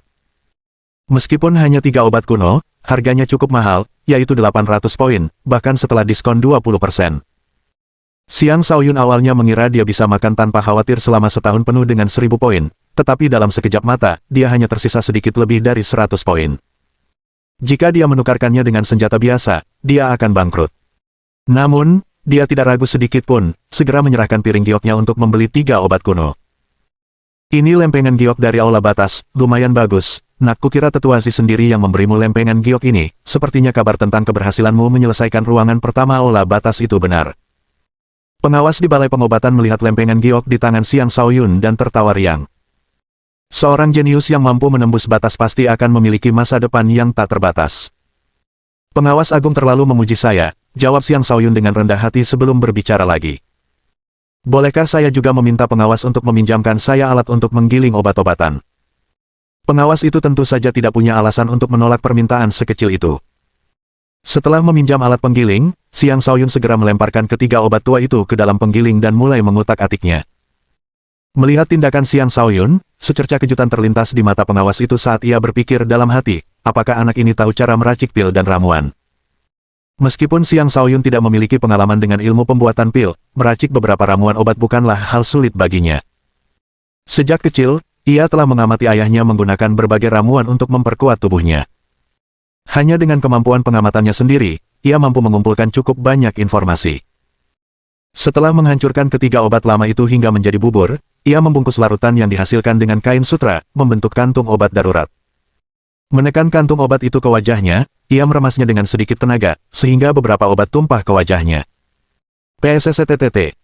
Saat dia menempelkan kantung itu ke wajahnya, rasa sakit yang tajam tiba-tiba muncul di wajahnya, menyebabkan dia tersentak kaget. Li Hong'er, tuan muda ini tidak akan pernah melupakan cambuk ini. Xiang Shaoyun bersumpah dalam hati. Saat cairan itu menetes ke lukanya langsung terasa dingin. Rasa sakitnya juga berkurang, dan dia merasa jauh lebih baik. Setelah 1 jam, merasakan sedikit gatal di wajahnya, dia menurunkan kantung obatnya. Pengawas yang selama ini memperhatikan Xiang Shaoyun dengan saksama, sedikit terkejut dan berkata, lukamu sudah bergerak. Mendengar kata-kata pengawas, Xiang Shaoyun dengan lembut menyentuh tempat luka itu berada. Menemukan bahwa memang ada koreng, suasana hatinya menjadi jauh lebih cerah. Sepertinya khasiat obat-obatan seperti ini tidak buruk sama sekali.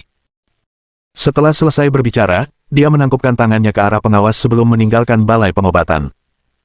Lukanya tidak akan sembuh seketika, tetapi dia pasti akan kembali ke penampilan semula dalam 2 hingga 3 hari. Baru setelah menyelesaikan masalah ini, dia bergegas ke balai senjata. Aula senjata memang layak disebut sebagai toko senjata. Ada berbagai macam senjata, pedang, tombak, garpu rumput, dan sebagainya. Semua jenis senjata dengan berbagai tingkatan tersusun rapi di dalam toko, menjadikannya pemandangan yang menakjubkan. Pedang ikan biru, pedang kelas utama tingkat 2, 580 poin. Tombak penanda ganas, tombak kelas menengah tingkat 2, 750 poin. Sautut sabar, pedang kelas utama tingkat 3, 1800 poin. Senjata berbeda dengan tanaman obat. Setiap senjata membutuhkan sejumlah besar sumber daya dan tenaga kerja untuk ditempa. Senjata dengan peringkat yang sama dengan tanaman obat yang setara akan berharga jauh lebih mahal. Bab 19. Meskipun aula senjata sangat indah dipandang, Xiang Shaoyun hanya bisa menonton dengan sedih. Dia tidak memiliki poin yang cukup untuk membeli senjata. Bahkan senjata tingkat 1 pun harganya minimal 200 poin. Sekalipun dia bisa mendapatkan diskon 20% dengan piring gioknya dari aula batasan, dia akan sangat kesulitan dan tidak akan memiliki poin tersisa untuk makan di restoran. Tidak apa-apa, aku harus punya senjata, paling banter, aku akan mencoba menantang ruangan kedua di Hall of Limits. Pada akhirnya, Xiang Shaoyun memutuskan bahwa meskipun harus menggunakan semua poin yang tersisa, dia akan mendapatkan senjata. Sambil menelusuri bagian senjata tingkat 1, matanya tertuju pada sebuah pedang. Heavy Cliff Saber, sebuah pedang tingkat 1. Dengan berat 139,2 kg, pedang ini merupakan senjata terberat di antara semua senjata tingkat 1. Nak, pedang ini telah direndam dalam sedikit besi hitam, sayang sekali kualitas besi hitamnya tidak terlalu bagus. Kalau tidak akan sulit untuk menempa senjata tingkat 2. Senjata ini sangat berat, kultivator alam dasar biasa tidak akan mampu menggunakan pedang ini dengan cekatan. Untuk pedang yang beratnya hampir 150 kg, siapapun yang berada di alam dasar tingkat ketiga ke atas akan mampu mengangkatnya. Namun, untuk menjadi mahir menggunakan senjata ini, seseorang membutuhkan kekuatan lengan yang cukup serta kemauan yang teguh. Sebagian besar kultivator alam dasar menggunakan senjata dengan berat maksimal 100 kg. Pengawas memang benar, sebagian besar kultivator alam dasar tidak akan mampu menggunakannya dengan baik, namun, itu cocok untukku, Xiang Shaoyun, jawab Xiang Shaoyun segera. Oh, Anda begitu percaya diri, kalau begitu, coba saja, pengawas ini akan memberi Anda diskon 10%, kata pengawas itu sambil matanya berbinar. Diskon 10%, bagus, ditambah diskon awal 20% dari Hall of Limits, totalnya jadi diskon 30%, aku pasti punya cukup poin, kata Xiang Shaoyun dengan gembira. Pedang pemotong berat bukanlah senjata murah. Awalnya dihargai 260 poin, setelah diskon 20%, Xiang Shaoyun masih kekurangan sedikit lebih dari 10 poin. Namun, dengan diskon tambahan dari pengawas, ia memiliki cukup poin untuk membuatnya berfungsi, dan bahkan cukup untuk bertahan hidup selama beberapa hari ke depan. Bodoh, piring giokmu itu sebenarnya dari aula batasan, seharusnya kau bilang begitu dari awal, aku akan rugi sekarang, seru pengawas itu dengan terkejut. Bagaimana mungkin kau merugi? Setiap kali aku makan di restoran, aku selalu mendapat diskon 40%, sedangkan balai obat dan balai senjata hanya memberiku diskon 20%. Xiang Shaoyun masih sedikit tidak puas.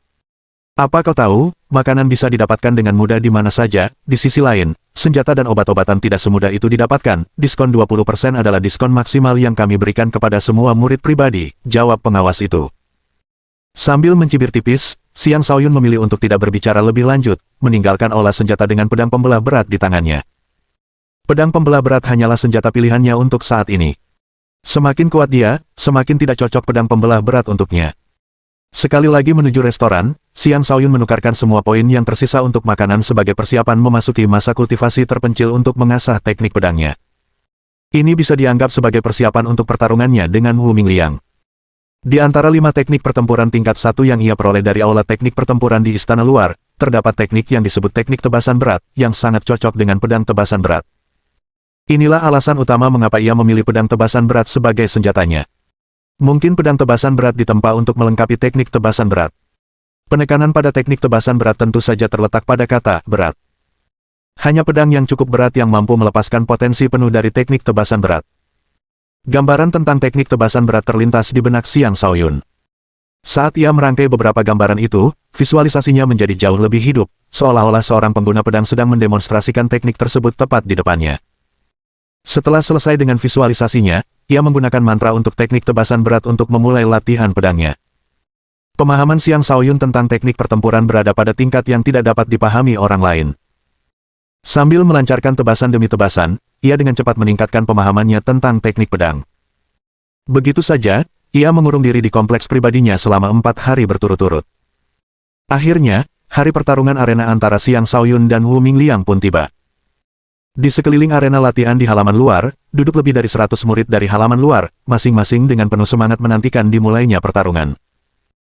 Salah satu peserta adalah murid istana luar peringkat keempat yang kekuatan tempurnya berada di puncak di antara kultivator alam dasar, dan yang lainnya adalah jenius yang telah memicu 5 bintang yang menerangi langit di mata orang lain. Sungguh disayangkan bahwa dia hanya berada di tahap ketiga alam dasar. Bagaimanapun dilihatnya, semua orang percaya bahwa pihak kedua pasti akan kalah. Lihat, bukankah itu Pak Mo Buhui? Hampir tidak ada yang melihatnya sejak hari ujian. Semua orang yang hadir tersentak kaget ke arah tertentu. Di salah satu sudut, ada seorang pemuda tampan yang membawa pedang. Ia jauh lebih tinggi daripada kebanyakan teman-temannya, membuatnya tampak seperti bangau di antara ayam-ayam. Lebih jauh lagi, matanya yang dipenuhi ketidakpedulian membuatnya tampak seperti sosok yang berada ribuan mil jauhnya. Pemuda gagah perkasa ini adalah Mo Buhui, praktisi alam dasar peringkat kedua di seluruh istana luar. Telah dipastikan bahwa dia sudah menjadi murid tetap salah satu tetua. Berdiri di sampingnya adalah seorang gadis berpenampilan luar biasa yang mengenakan pakaian bermotif bunga, dan berbagai warna pada gaunnya tampak menerangi pemandangan di sekitarnya. Dia adalah Mei Lianhua, yang menduduki peringkat ketiga di antara semua murid istana luar. Kakak Mei juga sudah datang, bahkan mereka berdua ingin tahu betapa luar biasanya Xiang Shaoyun ini. Tepat sekali, Wu Mingliang bukan tandingan mereka berdua, mereka jelas tidak di sini untuk menontonnya. Kakak Mo, apakah menonton pertandingan ini benar-benar sepadan dengan waktu yang kita habiskan? Tanya Mei Lianhua dengan nada berwibawa sambil merapikan poninya.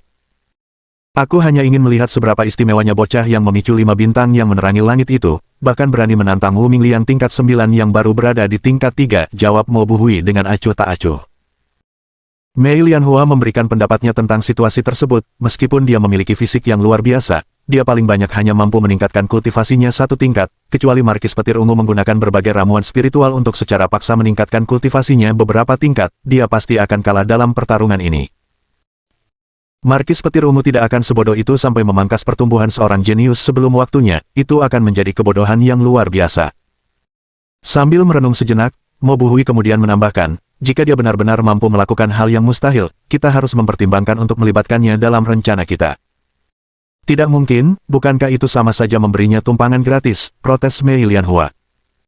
Masalahnya tidak sesederhana yang kau bayangkan, akan sulit bagi kita berdua untuk menangani semuanya sendiri, lagi pula, melibatkannya dalam rencana kita mungkin tidak semudah memberinya tumpangan gratis, kata Mo Buhui, berbagai pikiran melintas di benaknya. Tuan Muda Wu ada di sini. Dengan satu teriakan, seluruh arena menoleh ke satu arah. Wu Mingliang dan para pengikutnya berjalan dengan angkuh memasuki arena.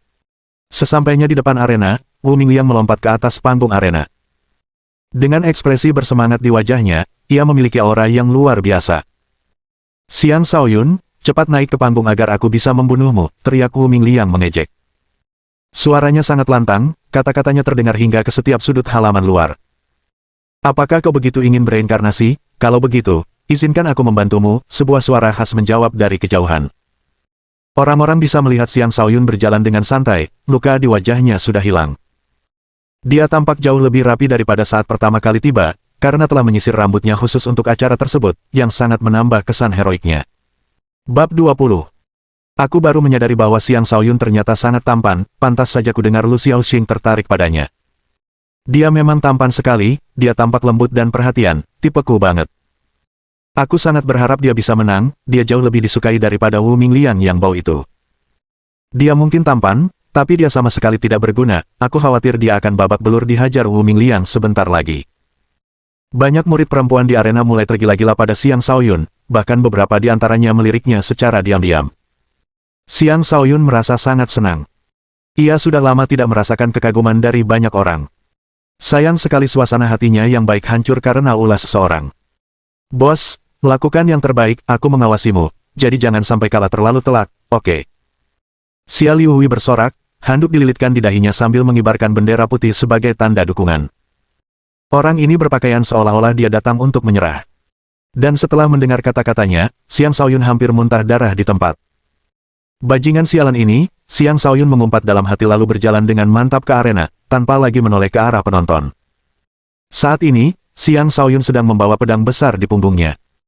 Seluruh pembawaannya telah berubah sejak ia memasuki istana balai bela diri, ia tidak lagi tampak seperti seorang cendekiawan biasa, melainkan lebih seperti seorang pendekar pedang muda yang berwibawa. Xiang Shaoyun, kau benar-benar datang, Tuan Muda Wu akan memberimu pelajaran, sebuah suara penuh kebencian terdengar dari bawah arena. Yang berbicara tak lain adalah antek nomor 1 Wu Mingliang, Gou Zi. Lukanya belum sembuh, kepalanya masih dibalut seperti pangsit, membuat pemandangan yang sangat menggelikan. Xiang Shaoyun menunduk dan tertawa dingin, sayang sekali aku tidak punya batu bata di sini, kalau tidak aku pasti akan memperlakukan Tuan Muda Wu dengan cara yang sama. Kau sungguh suka membual untuk seseorang yang hanya bisa mengandalkan fisikmu untuk menyombongkan diri, kau bahkan berani berdiri di hadapanku, seorang kultivator alam dasar tingkat 9, dengan kultivasimu yang menyedihkan itu, naif, teriak Wu Mingliang, sangat meremehkan Xiang Shaoyun. Kita akan tahu siapa yang naif setelah pertempuran, jawab Xiang Shaoyun dengan percaya diri. Mengingat kembali beberapa hari yang lalu ketika dia dipermalukan di kantin, hatinya terbakar amarah. Dari seorang tuan muda yang berwibawa dan berpengaruh, dia jatuh ke titik di mana dia ditertawakan oleh kultivator alam dasar. Dia harus menyelesaikan hutang ini.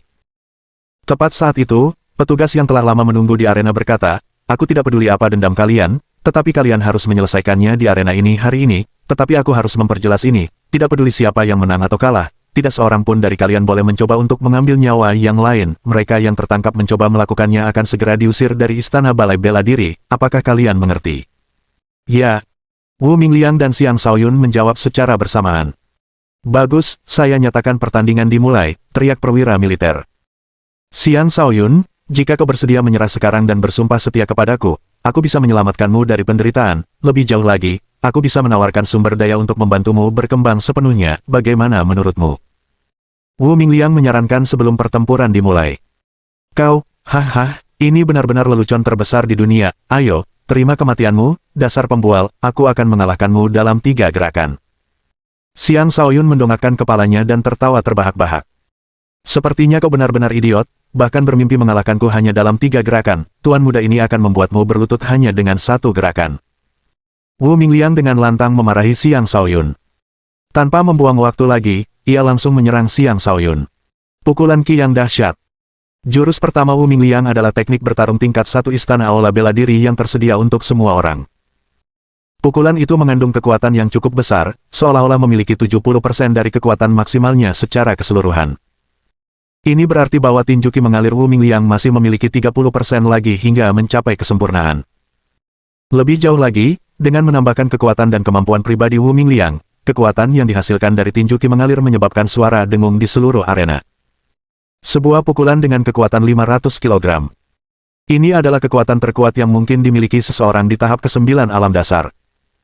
Bahkan sebagai penonton, para murid di luar arena merasakan tekanan besar yang terpancar darinya. Semua orang mulai bertanya-tanya apakah Xiang Shaoyun mampu menahan pukulan itu. Aku akan menggantikan posisimu di peringkat hari ini, teriak Xiang Shaoyun. Tanpa menghindar atau bersembunyi, dia mengambil posisi kuda-kuda maju, dan sebagai balasannya, melayangkan pukulan secepat angin. Ini persis teknik pertempuran yang sama, tinju Qi menerjang. Dor! Seruan kaget serentak terdengar dari kerumunan. Tak seorang pun menyangka bahwa Xiang Shaoyun, seorang praktisi alam dasar tingkat rendah, akan berani berkonfrontasi langsung dengan seorang praktisi alam dasar tingkat puncak. Tepat ketika mereka mengira tulang Xiang Shaoyun akan patah dan dia akan dipaksa keluar dari arena, mereka mendapati bahwa dia berdiri tegak, masih berdiri di tempatnya. Di sisi lain, Wu Mingliang telah terdesak mundur beberapa langkah, dan dia mengepalkan tinjunya, seolah-olah kesakitan. Pada saat ini, semua murid di halaman luar meledak dalam hiruk-pikuk diskusi. Bagaimana ini mungkin? Xiang Shaoyun memiliki kekuatan yang begitu besar sehingga bahkan Wu Mingliang pun terpaksa mundur. Ini tidak mungkin nyata, kan? Mungkinkah Xiang Shaoyun menyembunyikan kekuatannya selama ini dan baru mengungkapkannya hari ini? Ini sepertinya kurang masuk akal, kan? Ingat hari pertamanya mencoba mengambil makanan dari kantin, bahkan aku pun bisa memukulnya, apa menurutmu dia juga berpura-pura? Mungkin ini perbuatan tetua ke-19, jika dia memberi Xiang Shaoyun obat spiritual, tidak berlebihan jika kekuatannya meningkat hingga tingkat ini. Perhatikan baik-baik, ini gerakan keduaku, teriak Xiang Shaoyun. Dengan cepat melancarkan serangan, tubuhnya melesat ke depan seperti binatang buas yang berlari kencang, membawa momentum yang menakutkan.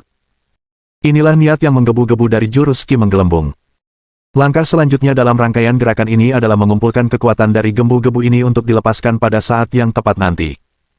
Sekali lagi, Xiang Shaoyun mengulangi jurus Qi menggelembung. Kali ini, dia melepaskan 90% kekuatan teknik pertempuran ini, yang menambahkan bobot tidak kurang dari 50 kg pada pukulannya. Xiang Shaoyun ingin menggunakan Wu Mingliang untuk menunjukkan kekuatannya kepada semua orang. Ia bermaksud mengakhiri pertandingan dalam 3 langkah, tidak ingin memberi lawannya terlalu banyak kesempatan untuk melakukan serangan balik. Gelar Wu Mingliang sebagai salah satu dari 10 murid istana luar terbaik bukanlah sekadar pamer.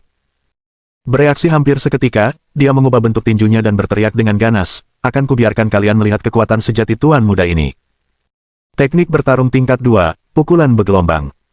Saat dia mengayunkan tinjunya ke depan, gelombang mulai terbentuk di udara. Pukulan ini mengandung daya hancur yang lebih besar daripada pukulan Qi yang mengalir. Inilah perbedaan nyata antara teknik tinju tingkat 2 dan teknik tinju tingkat 1. Teknik bertarung ini bukan bagian dari galeri teknik bertarung Istana Aula Bela Diri, tetapi merupakan salah satu keterampilan pusaka klan Wu. Kedua kepalan tangan itu sekali lagi bertemu di udara, kedua petarung benar-benar berhasil mempertahankan posisi mereka kali ini. Tak satu pun dari mereka mundur.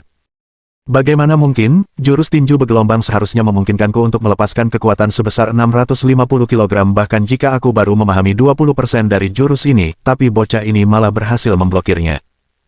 Wu Mingliang tak percaya melihat pemandangan itu.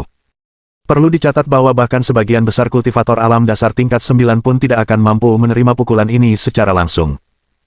Mungkinkah Xiang Shaoyun sebenarnya sudah mencapai alam dasar tingkat 9? Saat Wu Mingliang masih linglung, Xiang Shaoyun mengubah gerakannya. Kali ini, dia memilih untuk tidak meninju, melainkan melancarkan tendangan angin kencang langsung ke arah Wu Mingliang. Tendangan angin kencang tidak meningkatkan kekuatan, tidak seperti tinju Qi yang menggelegar. Namun, keistimewaannya adalah memungkinkan seseorang untuk melancarkan tendangan secara beruntun dengan cepat, sehingga sangat sulit untuk memblokir setiap tendangan. Xiang Shaoyun melancarkan serangkaian 5 hingga 6 tendangan sekaligus ke arah Wu Mingliang, masing-masing tendangan mengandung beban 500 kg. Wu Mingliang telah meremehkan lawannya di awal pertandingan. Dan sekarang, menjelang akhir pertandingan, dia lengah. Dia sama sekali tidak mempertimbangkan bahwa Xiang Shaoyun akan tiba-tiba mengubah kemampuannya, dan dia tidak mampu mempersiapkan diri sebelum ditendang tepat di perut dan terlempar keluar arena. Gedebuk. Mohon dukungan dari omom ante-ante sekalian, buat subscribe atau sharekan novel Mimin ke Facebook kalian, agar channel Mimin bisa terus berkembang. Dengan begitu, Mimin bisa lebih semangat untuk up novel seru lain ke depannya.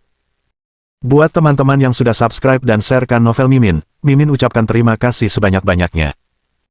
Sekiranya teman-teman menghadapi masalah video diputar dalam bahasa Inggris, coba tukar kepada bahasa Indonesia original melalui cara ini. Semasa mendengarkan, pencet tombol setting di atas kanan video, pilih audio track dan tukar bahasa.